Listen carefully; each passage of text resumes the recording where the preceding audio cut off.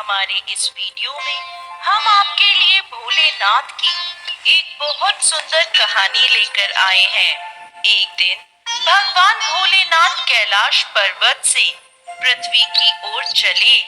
उन्हें जाता देख पार्वती जी बोली, प्रभु आप कहाँ जा रहे हैं? भोलेनाथ बोले, मैं पृथ्वी लोक पर जा रहा हूँ। पार्वती जी फिर बोली, मैं भी आपके साथ चलूंगी। महादेव के मना करने के बाद भी पार्वती जी नहीं मानी और महादेव के साथ पृथ्वी लोक पर पहुंच गई। घूमते घूमते पार्वती जी को भूख लगी।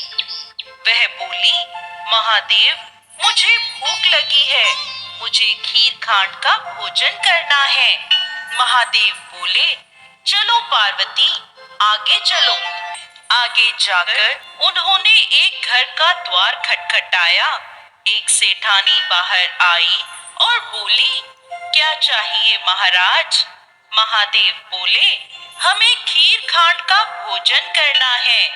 ये सुनकर सेठानी बोली, अगर खीर खांड का भोजन चाहिए था तो अपने घर में क्यों नहीं खाया? ऐसा कहकर वो अंदर चली गई। अब महादेव और पार्वती आगे चले। आगे जाकर उन्हें एक बुढ़ी माई मिली और बोली, आओ महाराज बैठो, आपको क्या चाहिए?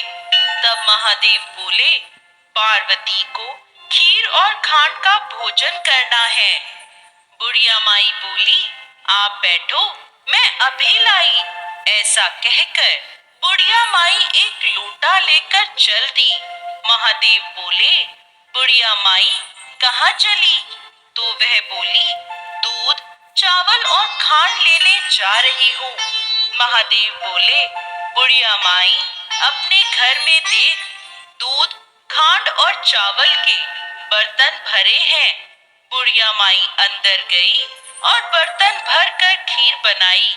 महादेव जी और पार्वती माता को जिमाया। उन्हें भोग लगाने के बाद बुढ़िया माई बोली, महाराज बची हुई खीर का क्या करूं? मेरे घर में तो कोई नहीं है। महादेव बोले, बुढ़िया माई आंख बंद कर। महादेव के कहने पर बुढ़िया माई ने आंखें बंद कर ली। महादेव फिर बोले, बुढ़िया माई अब अपनी आंखें खोल। जब बुढ़िया माई ने आंखें खोलकर देखा तो उसके घर में बेटा, बहू और पोते पोतियों से भरपूर परिवार हो गया। ये देखकर बुढ़िया माई बोली, महाराज अब परिवार को रखूं कहाँ? मेरे तो ये एक छोटी सी झोपड़ी है। महादेव ने जाते जाते झोपड़ी को एक लात मारी और वह महल बन गई। बुढ़िया माई खीर के कटोरे भर भर कर वो सेठानी के घर खीर देने पहुंची।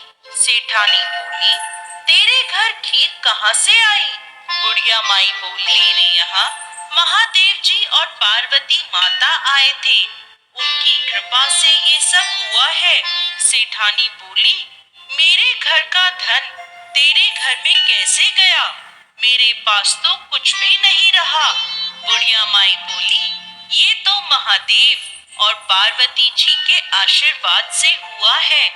अब सेठानी भागी भागी महादेव और पार्वती के पीछे चली। उनके पास पहुंची और बोली, महाराज मेरा धन उस बुढ़िया को क्यों दे दिया? महादेव बोले, मैंने तो ना उठाया ना दिया, तूने ना की इसलिए तेरे ना हो गई, उसने हाँ की इसलिए उसके हाँ हो गई।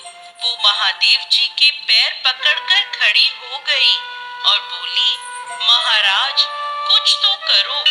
तब महादेव बोले, जा, काम तेरा रुकेगा नहीं, धन तेरा जुड़ेगा नहीं।